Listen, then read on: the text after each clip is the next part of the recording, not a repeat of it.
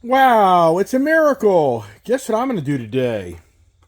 I'm going to drive the Gold Rush Challenger. I actually, for the first time since I bought this car, am going to be able to drive the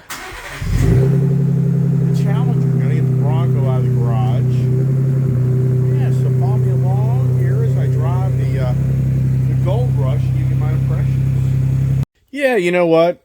For any new buddies, new bodies, whatever, this is Ice Age TV, and it's all about the Dodge Challenger 2021. But the 2021 Gold Rush package. That's called. This paint is called the Gold Rush. It was only painted that way in 2021. Meaning, if you order a Dodge Challenger in 2021, you could order this unique pea green yellow car. Yeah, it does look that the P, you know. But anyways, so yeah, I got this car through Carvana, and literally I got this car from Carvana, I swear, at least 2 weeks ago. Who knows? When was it? It could have been 3 weeks ago. I can't keep track. Too many damn things going on. So today is gonna be the first day that actually I drive the Dodge Challenger Wide Body Redeye car. And the last time I had one of these was a Octane Red 2019 model. And for the most part, the only difference was it's just a different color. It's the same car. But the last time I owned one of those was June of 2021. So it's now it's September of 2022. So it's been over a year since I've had the pride and joy to ride around on my Mopar products, even though look at that over there. Oh yeah, geez. I ain't driving that. That's I don't know. That's, you know, yeah, let's talk about that. Let's focus on the Dodge Challenger.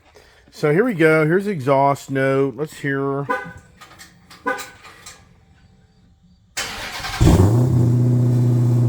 good old Mopar note. Which I wish that was louder. I want more exhaust. Do I change out the exhaust in this car? I mean, if I changed out the exhaust in this car, maybe interior. Oh, that's right. Okay, yeah. I already did that. I put these in here to remind me to unplug the battery tender. Because, you know, you'd be amazed. You know, so many cars that I have. Yeah, see, look at the interior here. Interior is holding up pretty damn good. Whoever owned this car did a good job. That's why I drive it, right? And I still even have this stupid Carvana sticker on here.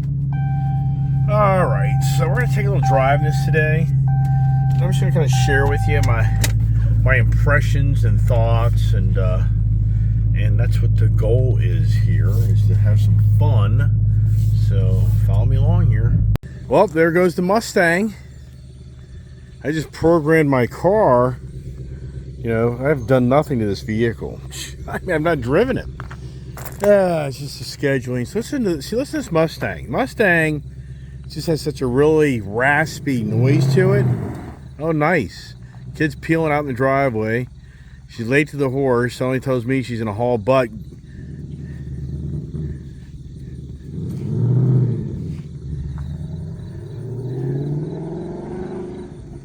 I hope not.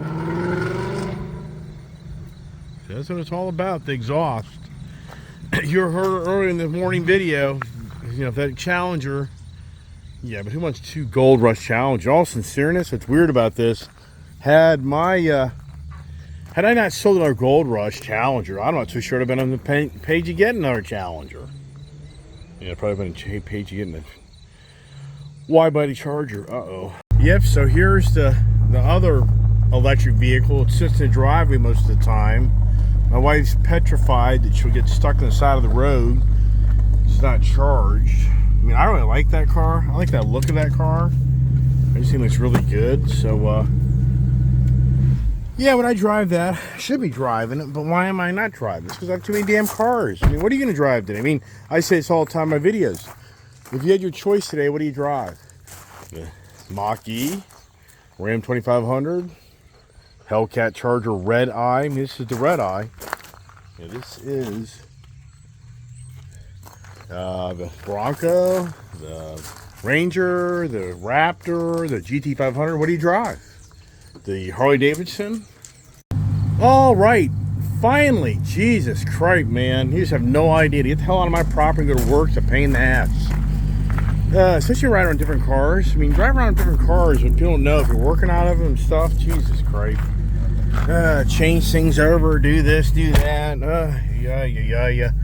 Things give me a notice. My safety things have been expired on the car and blah, blah, blah, blah, blah, blah. Technology. If it ain't broke, don't fix it. You know, more than ever in our lifetime, who witnesses you buy something new? It's junk. It's junk. I mean, it's sad. Don't replace your 20-year-old refrigerator. You're a fool if you do. Don't replace your 20-year-old dishwasher. You're a fool. Don't replace your 20-year-old washing machine. See here, look at that. They want me to spend money. I ain't gonna spend money. But now it's gonna bug me all day. Can you see that? It's gonna bug me all day long.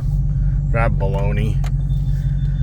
So the car is programmed right. The Ram trucks, they didn't clear the damn home link codes. I gotta take my time to figure that out. But otherwise, you have to carry a gate opener around with you all the damn time. And yeah, so this is the first experience of the Dodge Challenger Hellcat Redeye. You know, but for me, is it the first experience? It's not, because I've owned so many. This will be my 5th Dodge Hellcat, number 5 since 2016. Is that insane or what? What's going on here? There must be a door open. Do I have a door open? This is weird. See that? Why is that light on? I don't understand that at all. So is that a glitch in the car? Yeah, isn't that nice to know? So there's your first. Here's my. Oh, you know what? Know what it is? It's just actually the lighting. It's actually a glare off my shirt. This is so funny. It's the glare off my orange shirt. That's what's going on. Yeah, I had to change out of shirts. Up here, it's time of year where you wear, you know, warm clothes in the morning because it's cold. But then by midday, it starts to get really hot and it starts burning up. So I went to my Thunder Valley shirt. Tell you what, anybody who's never been to a Top Fuel dragster event, if you're a motorhead, you have to make a promise yourself you gotta go.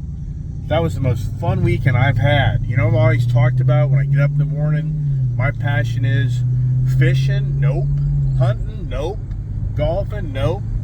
Go play tennis, nope. Go on a bicycle ride, nope.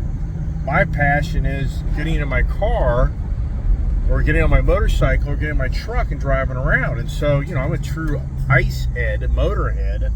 Yeah, I mean, if I was the EV guy, I've said it 50 times. Why aren't I driving my EV vehicles? Why to give up my EV Mustang Mach-E to a guy who works for me? Why to give up the Ford F-150 Lightning truck that I bought and got $20K for? Why to give up the new F-150 Black Lightning I bought to the guy who works for me? I mean, why? If I'm the EV guy, you know, what's going on? So, you know, people get caught up. I'm the technology guy. I love to know what technology is. So going back to the Thunder Valley, Bristol, Virginia, big blowout for the, is it Bristol, Virginia? I think it's Bristol, Virginia. It could be Bristol, Tennessee. I can't. Bristol's right there in the line. You're 1 second, you're in Virginia, next second, you're in Tennessee. But you got to go. You got to go to those Top Fuel dragster events. It's just mind-blowing. I mean, it's ear-piercing, mind-boggling, you know, I should say ear-deafening. Now I'm getting ready to get on the roads. It's like the worst days of the week to get on these roads, and I can't make it. So I'm sitting here for 5 minutes, this freaking late. Yeah. So I just changed out of my Hurley stuff. The kid's gone to the horseback ride. So now this will be the first time officially that I'm driving this Hellcat Redeye Challenger. And if you kind of look at my videos, you're going to see that I have videos comparing my Redeye Challenger to my GT500. And, you know, and I think it pissed off a lot of Mopar guys, which, you know, for me, I'm just telling you the way it is. Here comes the fireman. So this road here sadly has fatalities. It's a very dangerous road. And if this guy go right-hand turn, then it's not good.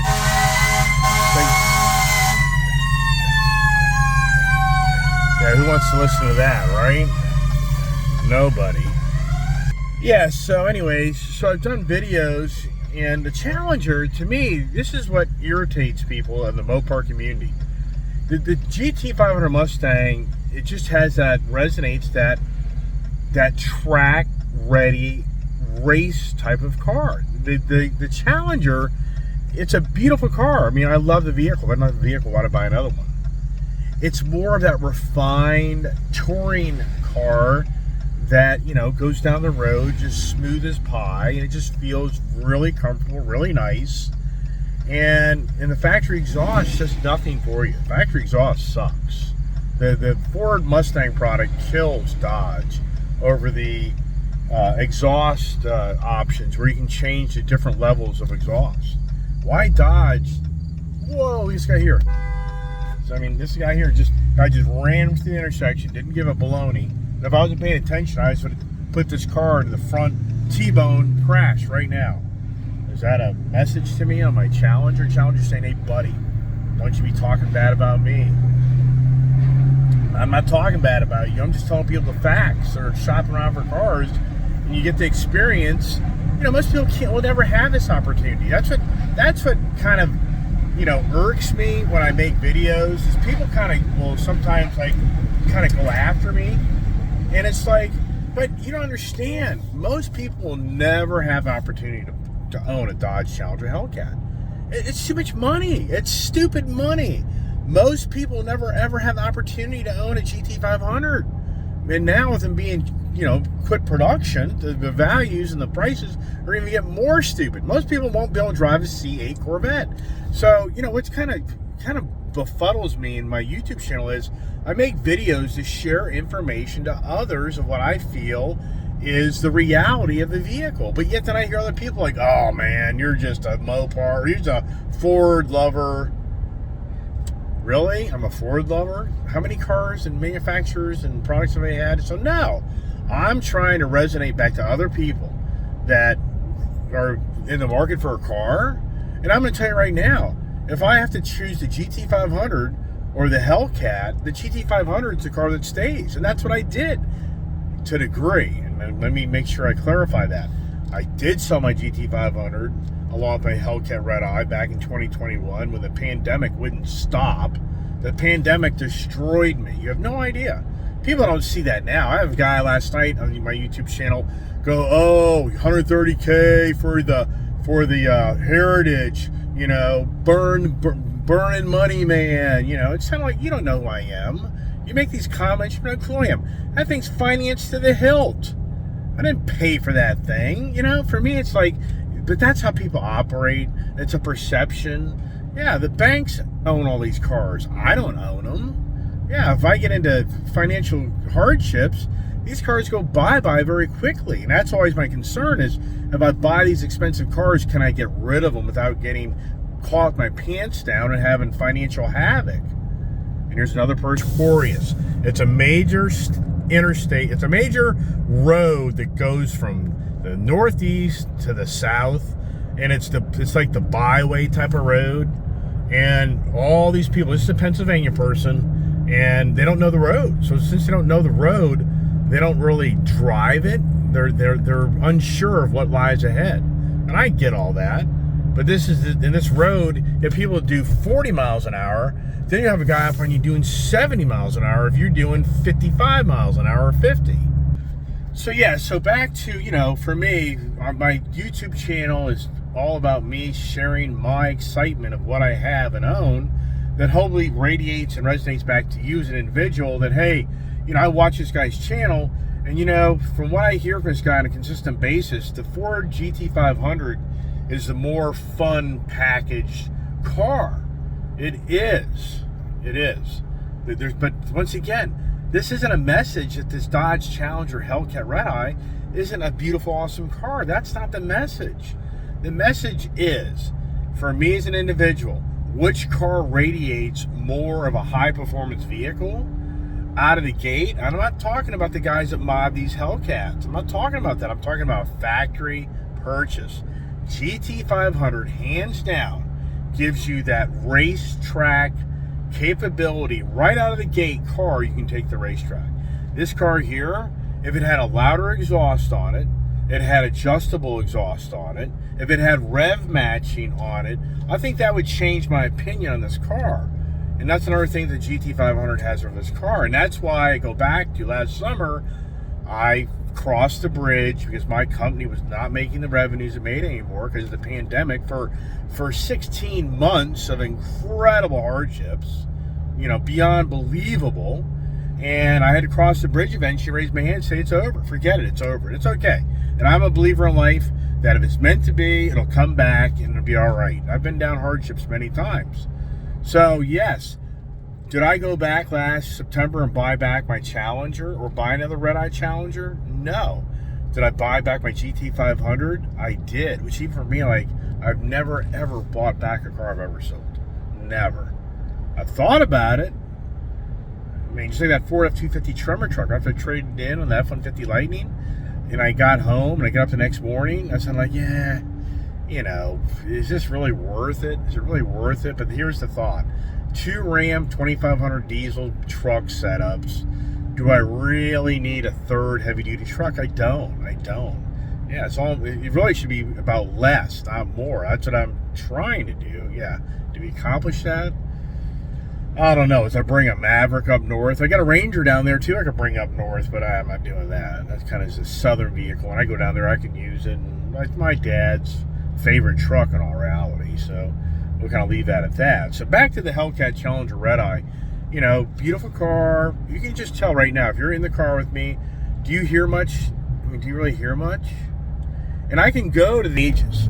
So see here, you can go to the SRT pages right here, and you can change out the drive modes, track, sport, custom, auto. So I can definitely get this car to get, you know, more performance out of it per se, of how it feels and how it shifts. But you can't get the exhaust note out of it, which is, that to me is so disappointing. And you don't get the rev matching out of this car.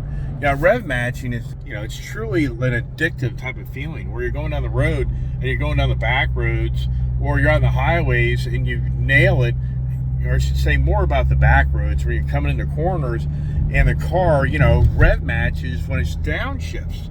And it does like that F1 racing, you know, you've ever watched, you know, F1 racing or whatever you want to call it, and the cars, you know, boom, boom, boom, boom, boom, boom. You know, that's the fun part. This car here, it's more just a downshift of, you know, boom and boom, and then you go through the corner and it just downshifts, and it's just a real mediocre boom. It isn't anything like over the top of makes you feel like you're racing the car, and that's what radiates back. And that's what earlier the Saturday morning talk was. You heard it. My daughter's like, oh, if the Challenger Gold Rush I used to have would have had a better exhaust note, I'd be more excited. But I can tell you this much.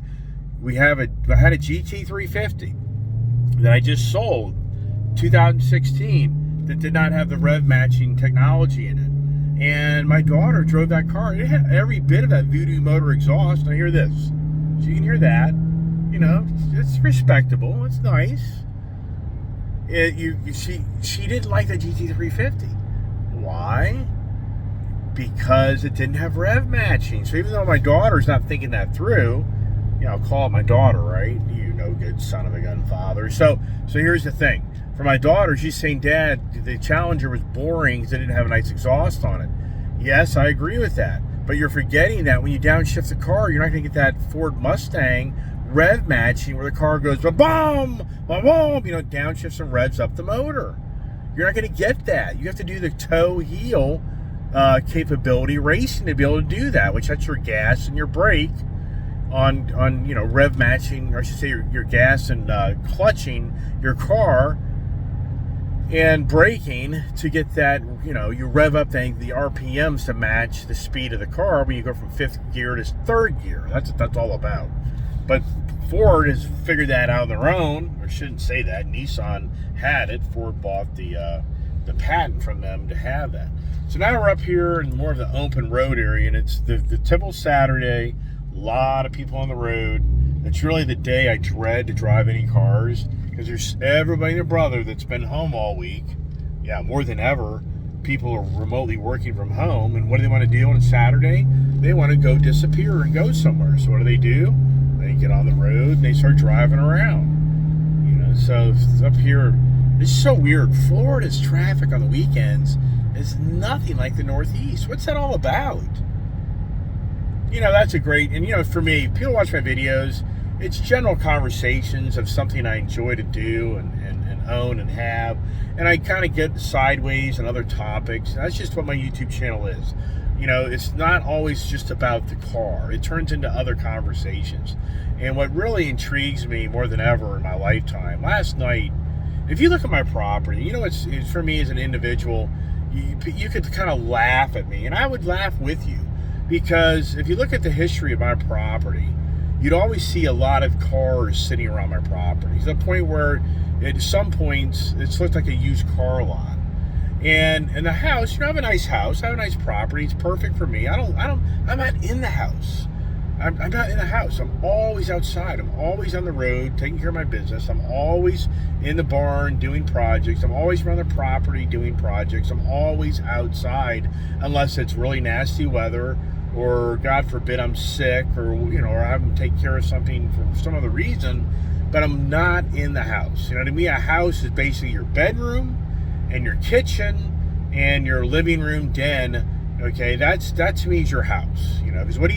You sleep in your bedroom for X amount of hours. You use your kitchen to eat, and you'll maybe watch some TV, which I barely even do anymore. The TV, yeah, YouTube. Watch YouTube videos. It's great to watch YouTube videos. It just gets away from the controlled media machine that more than ever in our life, the media machine is so dangerous. It has a narrative. It is so one-sided right now, beyond believable, of what goes on in our country. And the frickin' media is being paid off by the George Soros of the world. Yeah, if you don't know who George Soros is, you better look him up and find out who that person is. I mean, I'm not going to make it a political channel, but I'm just telling you right now, that guy's the media magnet. He controls the content of the world. Yeah, right. Okay. So anyways, back to, for my house, you'd be laughing at, you know, how you have all these really nice cars, but you have this little house. I mean, I've expanded my house over the years, but years ago, it was half the size of it is today. And the barn didn't look anything like it looks today, like it did years ago. So what I'm getting to on this conversation is, last night I watched on TV, and I didn't even get in the house and sit down and eat till 10:30. And so I watched this show, Summer Homes or something like that. I guess it's, you know, your summer home. Well, the theme is you have, you know, people that have a lot of money. I mean, it befuddles me. People look at me and think I'm some rich ass guy. I am not. I'm a guy that has the banks that let me buy stuff and just pay them. I mean, you know, rich ass guys, typically they don't have a lot of toys. They don't, or they hide them. They don't let people know, because, and that's the thing, the guy that you think doesn't have much money has all the money. That's the way it plays out. The guy you think has a ton of money, he doesn't have any money. That's just the way life is. It's factual. So anyways, I'm watching this show, and it's all about these people my age. I would say my age. These are 50, 60-year-old people, and they're borderline retiree people. And the first, you know, couple was about moving from Wisconsin and moving to Florida, Smyrna Beach, Florida, and their budget's $2.5 million. You know, so they already have like 2 boys and a daughter. Really nice couple, very professional, and here they are shopping for $2.5 million, you know, home. Well, you know, and some people are like, yeah, and at first you're kind of like, Jesus Christ, where's that coming from? Well, if they're my age and they have property in Wisconsin that's worth a few $1 million, I mean, you don't know. Maybe they have property, so they're going to sell that it gives them the money to buy that. I really don't know. I have no idea. But the whole point is, they're looking at a $2.5 million home on the water in Florida, and these are not small houses. I mean, these are good-sized houses, but the biggest thing is they're like 3-4 level homes. So you got to design a lot of these homes for the flood potential, being you're right there in Florida for the hurricanes and the tropical storms. And so just first thing that befuddles me is, when you're my age, why do you want a house that's 4 levels? As you get older in life, the stairs are the worst. They're the worst. Now, this one home has an elevator, so that makes sense. You can have an elevator, you get up and down these stairs. You don't get this stuff until you buy a house and you go grocery shopping and you run errands and you show back up and you're going up, flights and flights of stairs. It's very dangerous, first of all, as you get older. So I don't get that, first off, because they looked at another home that was an older home that was more of a one-level type of entry and get around. Really the better style home for an older, for me, as you progress. The thing is, 10 years goes by quicker than you think. So you're buying a house to retire in. Are you thinking 10 years from now or just for a few years? I get it, they're like, well, you keep walking downstairs. Yeah, but once you hit your 70s and 80s, yeah, how's that all playing out? So, but here's the thing the message here is, these houses are mega houses. They're mega. What are you going to do with them? I don't get it. I just don't get it. I know I am unique. I get it. People watch my channel, I can promise you they're going to say, yeah, this guy here, yeah, he's definitely a different type of character. I've heard that mentioned many times. But what are you going to do with McMansion House? Like, sure, the kids have the family has 3 kids. And I've seen this play out so many times. It played out in my family. It's played out in my in-laws' family. Here's what goes on. You buy these retirement homes. They're McMansion homes to cater to your kids that come to visit you. And sadly, don't get me wrong. I'm not saying the kids don't come visit. But sadly, so now I'm going to get this thing some energy here. And so that's respectable. Respectable. I didn't really get into it too hard. We're going to get on the open highway. These things here just coast at 80 miles an hour. That's the danger. And it's a Saturday rush where you get all these people that think they're the race car driver on the weekend. Yeah, who does that, right? So here's the thing. What plays out is people retirees buy these McMansion houses, and then it's just a McMansion house. And then how often do the kids and the grandkids show up? Very minimal. And don't get me wrong, there's no doubt. And on a Christmas or a Thanksgiving, which in all sincereness, I can guarantee, if you look at the statistics of houses that the retirees buy, what's the most visited time of year? I guarantee it's Thanksgiving and Christmas. And I bet you spring break, maybe, borderline. Summertime, well, maybe. But I guarantee the number one visits are to get together at Thanksgiving and Christmas.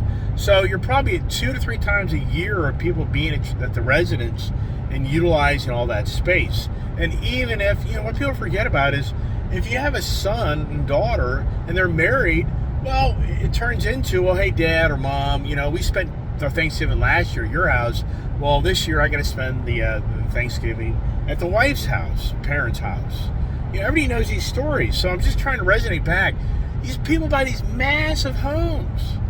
They're massive. For what?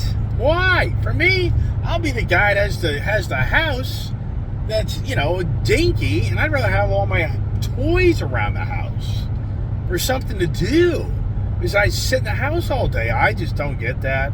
So so then another couple, same story. Another couple comes in, and their budget's $4.5 million. This guy's apparently a former aviation mechanic. So this guy claims that him being an aviation mechanic treated him extremely well. And, you can just sense this guy's got a lot of money. And then what's interesting is they're in the Georgia, South Carolina. They're wanting to move to this secluded island where the only way you can get to the island is via a ferry. And once you're on the island, you can only drive a golf cart. There's no cars or vehicles allowed besides golf carts. And I'm thinking, when it's kind of a little cooler time of year and the rains come in, I guess your golf cart's all optioned out with the enclosed, heated, rain protective, package. I have no idea. So so here's not going. But once again, the same story. The home is massive, and this is a couple that has kids that their kids have families, and you just think to yourself, there's no doubt when they all show up for that 1 time or 2 times a year, they're going to utilize the space at home. But for the most part, it's just going to be a ghost town. I just don't get it. And who cleans it? Who takes care of it? Yeah, I know. You have that type of money. You're paying the maids and the lawn care guy to take care of your property, the pools. Oh, I know all this stuff. So to me, it just befuddles me that where we are today more than ever in society, There are so many homes that are McMansion homes that are just multi-million dollar homes. And I guess to a degree you could say some people get on my YouTube channel, and I know some people have this deep down grudge that this guy's too rich, he's got too many cars, he doesn't deserve that. You know, okay, whatever. All right, yeah, right. Do I have $2.5 to $3 million worth of cars on my property? Do I have a property? I'm sincerely, my property, is it worth $2-3 million? I wish it was. Yeah, no. Has it got value to it? Yeah, but I've put so much money in that property, I'm not embellishing you. You know, you may think I'm embellishing here. I've put close to $1 million on property. I'm not lying. Between buying the home, the renovations I've done on that home, and the additions. I mean, I've paid for that home in 1991, $325,000. In 2000, I spent over $100,000 renovating that barn. There's $425,000.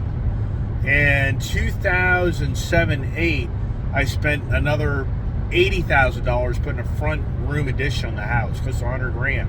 Okay, now you're at $525,000. I actually renovated and updated the house in 2005. That was close to another $100,000. There's $625,000. I put on a rear massive master bedroom suite in the back of the house. There's another $200,000. What are we at? I can't even remember. We had $725 or $825. Yeah, right. Not including the landscaping work I've done. Not including the interest payments I've paid on the house to borrow money to do the additions and to add on. Yeah, so if I sold my house for $1 million today, I didn't make any money. But I never bought the property for that reason. I never bought that property thinking, oh, one day I'm going to cash out of it and I'm going to be rich. I bought it to live off of it, and that's why I'm still there 31 years later. All right, isn't this about the gold rush? So here we are on the open highway. You know, here it is, okay? Let me kind of cut this off because